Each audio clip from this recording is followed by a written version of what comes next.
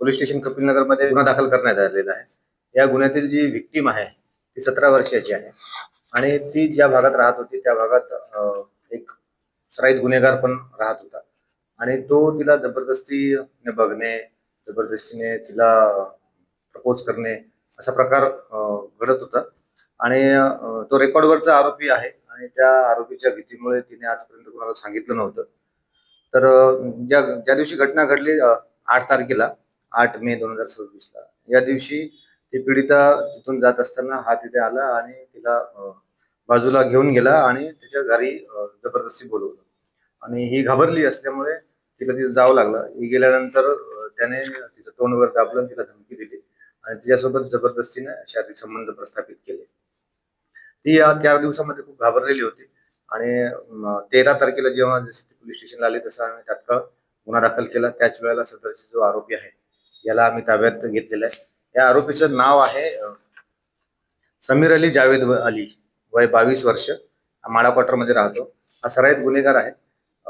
याच्यावर मागच्या 2 महिन्यापूर्वी पण आम्ही 392 म्हणजे रॉबरीचा गुन्हा पण दाखल केलेला होता. नुकताच जेलमधून सुटून आला होता. एकंदरीत गुन्ह्याचा प्राथमिक तपास सुरू आहे. आरोपीला अटक करून मान्य कोर्टाच्या आदेशाने त्याचं मेडिकल वगैरे सर्व करून पुढील न्यायालयीन कोठडीमध्ये तो सध्या दाखल आहे. पीडितेची पण मेडिकल वगैरे सर्व झालेली आहे. एकंदरीत तपास सुरू आहे. यामध्ये आम्ही लवकरात लवकर तपास पूर्ण करून मान्य न्यायालयामध्ये चार्जशीट दाखल करणार आहोत.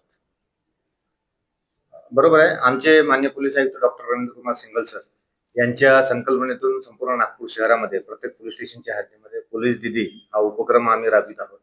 पोलीस दिदीचं जे मेन काम आहे ते आहे की आपल्या जे लहान मुलं किंवा मुली आहेत यांना त्यांच्या परिसरामध्ये जाऊन त्यांना कायद्याविषयी ज्ञान देणे, तसेच मोबाईल वापराबद्दल पण त्यांना ज्ञान देणे आणि आमच्या पोलीस स्टेशनला एक महिला पोलीस उपनिरीक्षक सोबत 2 महिला कॉन्स्टेबल पण आम्ही त्यांना दिलेले आहे. आम्ही दररोज कुठे क्लासेसमध्ये, कुठे ओपन स्पेसमध्ये, गार्डनमध्ये, एखाद्या घरामध्ये किंवा अशा ठिकाणी आम्ही त्यांना पाठवत असतो आणि जिथे समूहाचं असते मुलं मुली त्यांना आम्ही समुपदेशन करतो. याच दृष्टिकोनाने आम्ही मागच्या महिन्याभरामध्ये असे दररोज आमचे चर्चासत्र सुरू असतात. तिथे जाऊन त्यांना काउन्सिलिंग करणे यामुळे पण मुली त्यांच्यावर कुठे काही अत्याचार झाला असेल किंवा असं कुठला अनुचित प्रकार झाला असेल, मॉलस्टेशन झालं असेल किंवा अजून त्यांना वाटत असेल की कुठे आम्ही छेडखानी झाली आहे तर त्यांना आम्ही अवेअर केलेलं आहे याद्वारे आणि त्यानुसार ते आपण पोलीस स्टेशनला येत आहेत आणि लगेच आम्ही त्यांची दखल घेऊन गुन्हा दाखल करतो.